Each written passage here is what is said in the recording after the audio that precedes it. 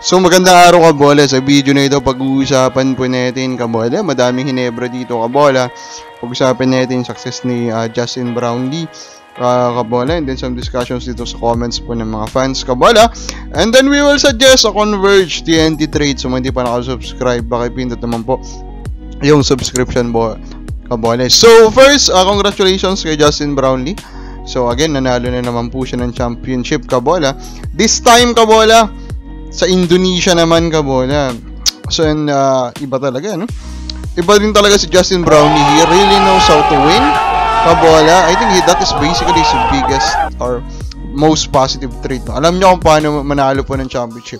Alam niya kung anong kailangan ng team niya kabola. So hindi rin nakakapagtaka that he is the best option po as naturalized player kabola currently ng ating Gilas Pilipinas kabola. Now, he will return to Ginebra kabola. It will be a hard task kabola to also do that, win a championship. Of course, kabola, dito po sa paparating na Governors Cup, madaming mga NBA level imports kabola, and babalik na po yung nemesis nitong si Justin Brownlee. Although of course, in terms of championship, lamang na lamang po si Brownlee compare dito kay Allen Durham. Pero still, I'm excited to watch the two battle it out again kabola.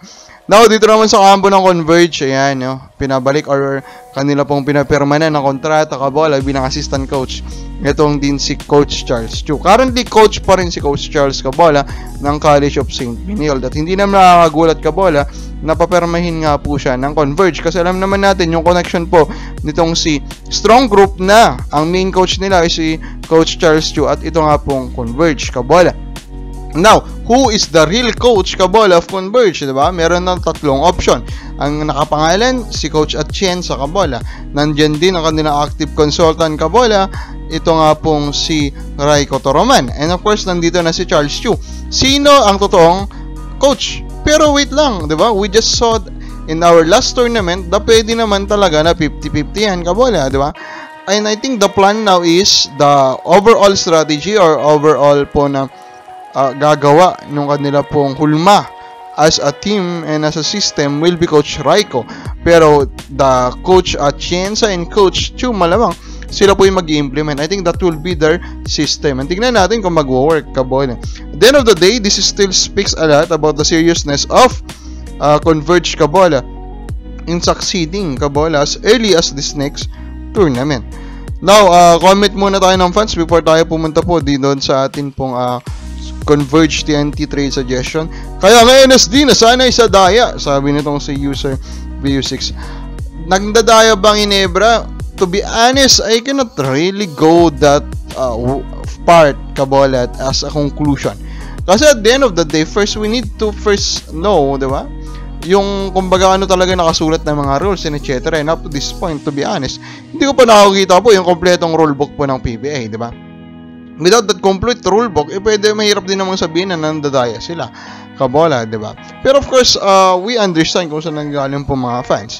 And of course, dapat wala tayong magagawang Ginebra dyan, di ba? Kasi hindi lalabas yung rulebook, hindi lalabas yung kompletong salary cap, magkano yung sinusweldo talaga yung mga players kabola, yan na yan po yung makakonclude po ng mga fans. So hindi natin sila masisisi. Pa-shoutout sabi ni Sir Ronald Berbusidad. Malaal Chua ang laro ni Arberiento, sabi naman ni Joboy. Okay. Now kabola, ito na nga ano po. So, we read kabola from a reliable social media personality na ito nga pong Converge ay interesado pa rin dito kay Mikey Williams kabola. Bakit sila interesado? Kasi they know siguro din talaga kung ano pong magagawa or magdadala ng isang Mikey Williams. Now, with that, I am suggesting a fair trade, di ba? Considering everything. For me, the fairest trade will be ito po si Gio Ambohot and a future first kabola for Mikey Williams. Of course, kung basketball lang, i-consider natin, panalo dito kabola ang Converge. Mikey Williams yan, di ba? He can lead you at a championship. He did that already twice for TNT. Pero of course, we need to consider also the reality na walang magagawa dito ang TNT. Ayaw nyo talagang maglaro sa TNT. And at the end of the day, ang hininging kontrata ni Mikey Williams ay to the moon, di ba? At to the moon din naman ang gustong ibigay ng Converge. Pero, for this to happen, of course, dapat mapapayag muna ng Converge na makabalik si Mikey Williams. For TNT, they will get Ambohot. I think Ambohot is an underrated prospect, Kabola. I think he is legit. He just needs playing time, Kabola, to prove himself. And a future first that could be in the middle of the round. So, kababa sa programa mo. Ito ba ay fair na trade? Comment lang po sa baba.